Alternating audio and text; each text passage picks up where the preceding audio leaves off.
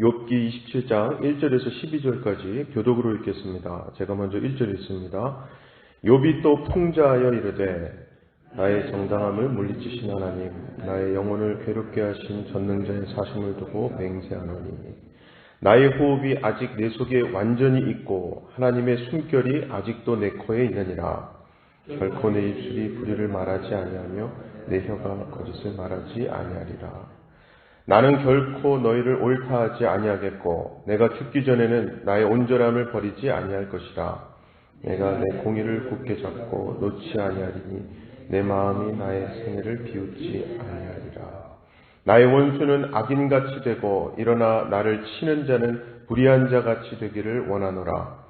불경건한 자가 이익을 얻었으나 하나님이 그의 영혼을 거두실 때에는 무슨 희망이 있으랴. 환난이 그에게 닥칠 때에 하나님이 어찌 그의 부르짖음을 들으시랴. 그가 어찌 전능자를 기뻐하겠느냐. 항상 하나님께 부르짖겠느냐. 하나님의 솜씨를 내가 너희에게 가르칠 것이요 전능자에게 있는 것을 내가 숨기지 아니하리라. 너희가 다 이것을 보았거늘 어찌하여 그토록 무익한 사람이 되었는고. 아멘. 영이신 하나님은 인간이 볼 수도 없고 만질 수도 없습니다. 그래서 하나님에 대한 알 수 있는 통로는 오직 하나님의 말씀인 성경인데, 문제는 인간이 성경도 제멋대로 해석할 수 있다는 것입니다. 특히 성경을 볼 때 하나님이 누구신가, 즉 하나님을 알고자 하기 위해 읽기보다는 인간은 근본적으로 하나님을 이용하는 것에 더 큰 관심을 둔다는 것이 많은 사람들이 경험하는 현실이죠. 그리고 그러한 죄된 인간의 본성이 결국 하나님도 자기가 원하는 하나님으로 조작하게 되는 거죠. 즉 하나님이 아닌 존재하지 않는 하나님을 신으로 섬긴다. 이게 바로 우상숭배 아니겠습니까? 욥의 세 친구도 그렇게 조작된 하나님으로 욥의 형편을 해석하는 겁니다. 그들 말이 하나님은 좋으신 분인데 그런 하나님이 재앙을 내린 것은 욥에게 중대한 문제가 있기 때문이라는 거예요. 따라서 욥이 회개하면 좋으신 하나님이 욥을 외면하지 않으시고 다시 좋은 일이 있게 한다는 게 그들의 주장이죠. 그렇게 그들의 하나님과 욥이 말한 하나님이 다르다는 것은 2절 말씀을 통해 드러납니다. 2절이죠. 나의 정당함을 물리치신 하나님, 나의 영혼을 괴롭게 하신 전능자의 사심을 두고 맹세하노니 라고 했어요.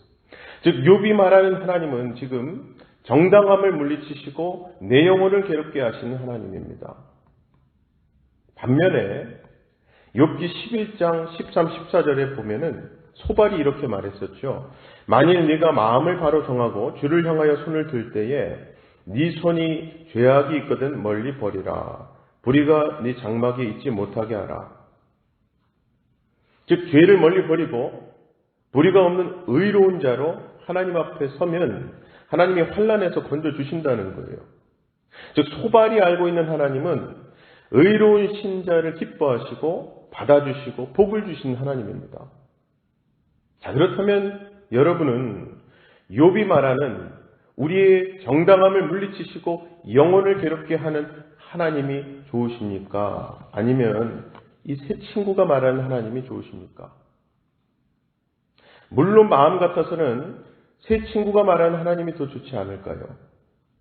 문제가 있으면 회개만 하면 되기 때문입니다. 그런데 욥이 말하는 하나님은 회개가 해결책이 되지를 못합니다. 그렇다고 해서 욥이 다른 해결책을 찾은 것도 아니고요. 지금 욥은 하나님이 주신 고난을 지나면서 하나님을 새롭게 알아가는 과정에 있습니다. 욥이 그 고난에서 알게 된 것은 자기의 정당함을 물리치신 하나님이에요. 그도 그런 것이 고난이 있기 전에 욥은 정당하다고 할 수 있습니다. 때문에 고난이 죄 있는 자에게 해당되는 것이라면 욥은 당연히 고난에서 제외되었어야 맞아요. 그런데 또 인간 중에 죄 없는 자가 없다라고 한 로마서 말씀에도 기록한 바 의인은 없나니 하나도 없으며, 이것을 보면은 욥의 세 친구를 포함해서 모든 인간이 죄인이기 때문에 모든 인간은 욥과 같은 고난 받아야 맞는 거거든요. 하지만 현실은 그렇지가 않습니다. 죄인인 모든 인간이 욥과 같은 고난을 받고 있는 게 아니잖아요. 따라서 그 친구들의 이 죄 있는 자가 고난 받는다는 주장이 잘못되었음을 금방 알 수 있어요. 그래서 욥은 그의 고난 가운데서 하나님은 자기의 정당함을 물리치시고 영혼을 괴롭게 하시는 분이라는, 우리로서는 참 이해하기 힘든 생소한 하나님을 말하게 된 겁니다. 말씀에서 이 정당함을 물리치신다라고 하는 것은 인간의 정당함을 하나님이 받지 않으신다는 뜻이거든요. 그러므로 누구든지 자기의 행위를 정당한 것으로 내세워서 어떤 복을 기대한다면 그것이 곧 조작된 하나님인 겁니다. 자, 이렇게 점점 하나님을 알아가는 욥이 4절, 5절에서는 이제 단호한 어조로 이렇게 말을 하죠. 결코 내 입술이 불의를 말하지 아니하며 내 혀가 거짓을 말하지 아니하리라. 나는 결코 너희를 옳다 하지 아니하겠고 내가 죽기 전에는 나의 온전함을 버리지 아니할 것이라.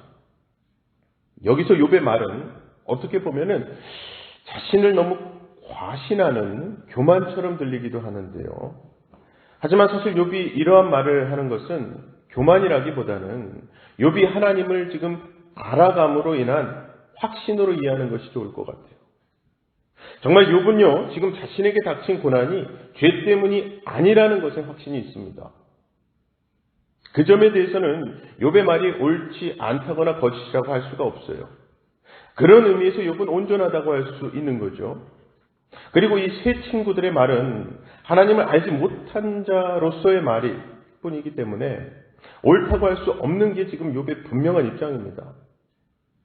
자, 그렇게 보면 하나님은 욥에게 고난을 주시고 하나님을 알아가게 하심으로 세 친구들이 갖고 있는 이 조작된 하나님을 깨뜨리신다고 할 수 있어요. 그리고 이렇듯 고난은 욥 개인의 문제가 아니라 하나님이 작정하신 모든 자에게로 연결되어 있는 것이고 결국 그 연결고리에 우리도 있음을 알아야 합니다. 물론 저와 여러분도 누군가와 연결되어 있는 거예요. 즉, 나 한 사람만 구원하는 것이 하나님 뜻이 아니라 나와 연결되어 있는 그 사람을 구원하기 위해서라도 하나님은 일하고 계신다는 거예요. 분명한 사실은 우리 인생의 주인은 하나님이시고 우리는 하나님에 의해 사용되고 있다는 사실입니다. 사랑하는 우리 성도 여러분, 우리는 고난 안에서 하나님을 볼 수 있어야 합니다. 그리고 나의 정당함과 나의 의, 내 믿음의 모든 것은 하나님이 거부하시고 물리치신다는 것을 고난을 통해 배우고 확인하는 거죠. 그럴 때 지금까지 알고 있던 하나님이 조작되었었음을 알게 되고 성경에 계시하시는 진짜 하나님에게로 마음이 향하게 되는 거죠. 비록 고통스럽지만 그래도 참 귀한 고난인 거예요. 무엇보다 우리가 그러한 고난을 경험할 수 있는 현장이 바로 십자가입니다. 그리고 우리 현실에서 어려움을 겪어야 고난을 받는 것이 아니에요. 특히 그 고난이 귀할 수 있는 것은요, 하나님의 외아들인 예수님이 이 세상에 오셔서 하나님께 버림받고 못 박혀 죽으신 그 십자가 앞에서 욥의 세 친구들의 하나님처럼 조작된 헛된 하나님이 아닌 우리의 모든 것이 부정당하고 하나님의 의만 남게 되기 때문에, 그래서 십자가 앞에서 우리가 겪는 고난, 십자가 앞에서 우리가 받는 시험과 연단은 귀한 겁니다.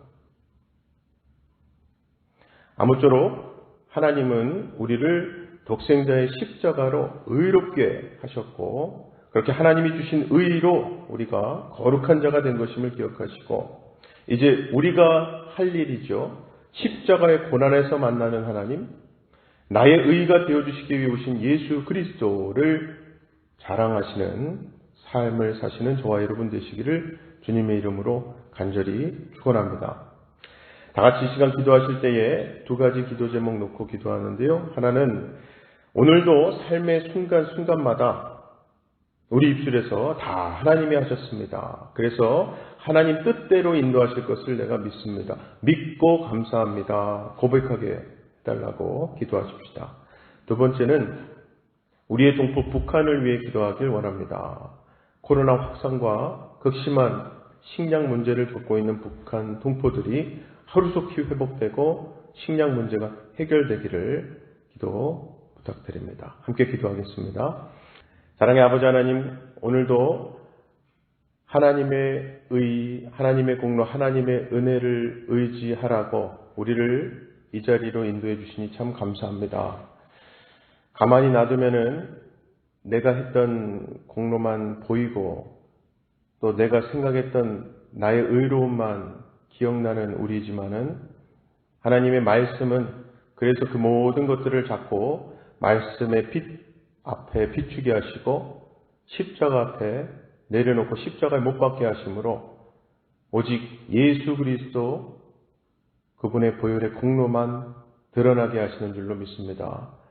우리 신앙생활, 우리의 인생 가운데서도 결국 우리의 의와 내세울 것들 다 버리는 과정, 그 버려진 자리에 예수 십자가 의만 기억하고 의지하는 우리 신앙이 될 때에 어떠한 상황 가운데서도 욥의 세 친구들처럼 조작된 하나님, 내가 만들어 놓은 하나님이 아니라 성경이 말씀하시고 내 삶을 진정 진리로, 빛으로, 영원한 생명으로 인도하고 계시는 말씀으로 돌아올 수 있도록 그 말씀 의지하는 진정한 신앙이 될 수 있도록 붙잡아 주시옵소서. 특별히 우리의 동포 북한 하나님께서 긍휼히 여겨주시고 코로나로 인해서 너무나 많은 사람들이 지금 죽어가고 있고 또 극심한 식량 문제로 벌써 너무나 오랜 시간 고생하고 있는 우리 동포들이 있습니다. 하나님, 그 모든 상황을 우리가 다 알 수 없고 도울 수 없지만은 하나님께 그저 간절히 기도하옵나니 긍휼히 여겨주시고 거기에 하나님의 손길을 통해서 영혼 구원과 육신의 질병의 회복과 코로나로부터의 보호를 하나님 허락하여 주시옵소서.